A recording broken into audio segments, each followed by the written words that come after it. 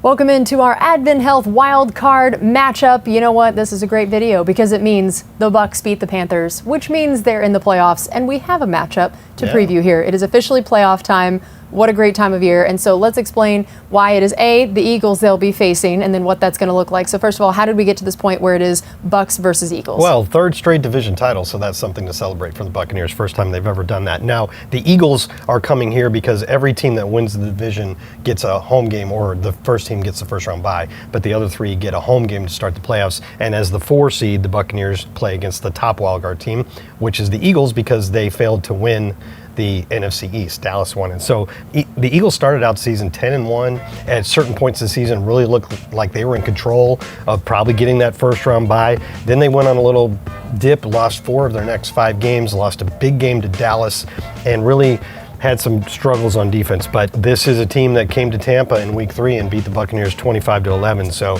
obviously it's a big challenge for the Buccaneers. Yeah, I think both teams are definitely kind of different in some ways than they were when they matched up the first time. So it's going to be interesting to see how much that tells you or not. So at this point in the season, what have you learned specifically about the Eagles offense that you think is going to be interesting? Well, Jalen Hurts, again, like them overall, at times this season was considered a leading MVP candidate. Maybe a little bit less because they've struggled at the end, but still, this is a guy that's thrown for around 4,000 yards, run for about 600 yards, and he scored 15 rushing touchdowns because that brotherly shove play is unstoppable. He's just a guy, he's kind of a unique talent in what he can do and what he can do on the run, although they haven't done quite as much this year. So that's a big deal. They also run the ball very well. In his first season with the Eagles, after playing for the Lions, DeAndre Swift has passed 1,000 yards, and they have really a nice receiving duo in A.J. Brown and Devontae Smith, both of whom are over 1,000 yards. You know, A.J. Brown is around 1,500 yards, so it's been a huge season for him.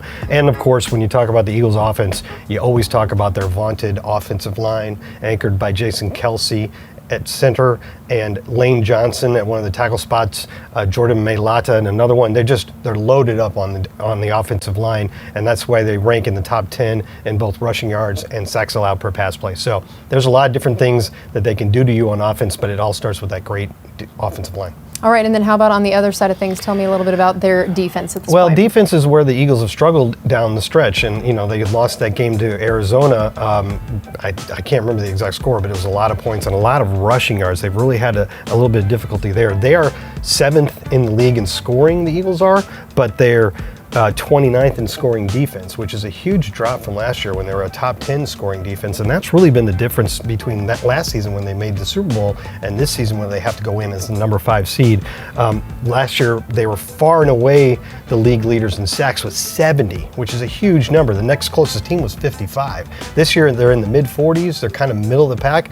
They still have a lot of talent up front with guys like Hassan Reddick and Jalen Carter, the great rookie, but they're just not getting home as much. They still have Darius Slay, the cornerback, is still a very dangerous player, has a couple interceptions and a lot of passes defense, but they've been a little bit tenuous in the middle with the linebackers. Hasn't been their best position. They picked up Shaq Leonard after the Colts cut him. So maybe that's where they're a little bit vulnerable. They haven't been good against the run over the last month and a half of the season, so that's not exactly the strength of the Bucs offense, but it may be a spot where the Bucs can try to pin and trail a little bit. All right, well, that is going to do it for us on this matchup preview. Again, the Buccaneers are headed to the playoffs. Make sure you stay tuned to the Buccaneers website and social media for all the coverage of this upcoming game against the Eagles.